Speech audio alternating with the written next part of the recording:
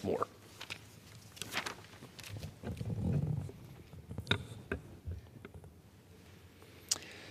Thank you, Mr. Mann, and I yield my time to the chair. Policy of January 9, 2023. The chair recognizes the gentleman from Kansas, Mr. Mann, for the remainder of the hour. Great. I'm now going to yield 3 minutes to Representative Brian Babin, represents the 36th District of Texas. Congressman Babin serves on the House Transportation Infrastructure Committee with me. I'm grateful for his presence here tonight and for his friendship. Congressman Babin. Thank you so much. I appreciate my good friend, the gentleman from Kansas, and this special order. Mr. Speaker, it's hard to imagine an administration that goes out of its way to increase our dependency on an adversarial nation hell-bent on our demise here in the United States of America. But that's precisely what is happening, all because the left hates oil and gas and fossil fuels. I represent a district that's the epicenter of energy in East Texas and the greater Houston region. Communist China wishes nothing more than to see America burn to the ground. And Joe Biden's reckless demand for electric vehicles continues to give Beijing an ever-increasing advantage in seeing this quest through. Let's look at some of the facts, folks. Nearly 80% of the world's cell manufacturing capacity for EV batteries is controlled by none other than Beijing, the People's Republic of China. 75% of the world's lithium-ion battery mega factories are in, guess what? The People's Republic of China.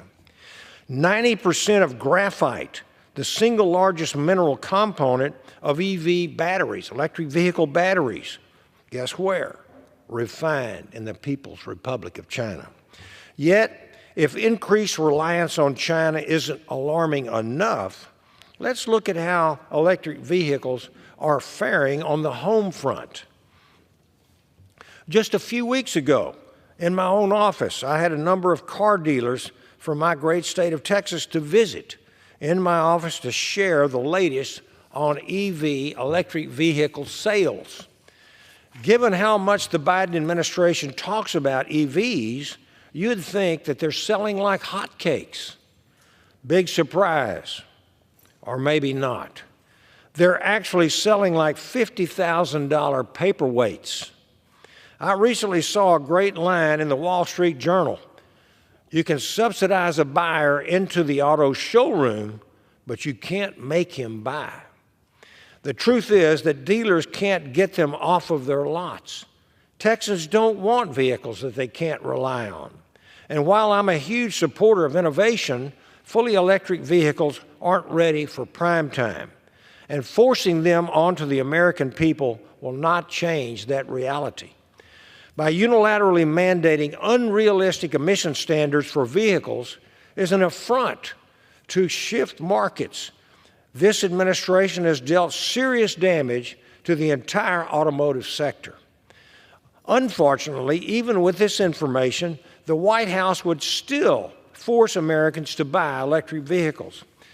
Out of concerns for our manufacturers, dealers, national security, and more importantly, American families, it's time for this administration to return to reality. Fossil fuels are the only reliable energy source that we have.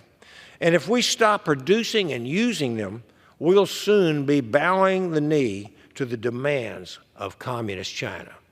Thank you, and I yield back. I want to thank the gentleman from Texas for his very true remarks. Next up, I now would like to yield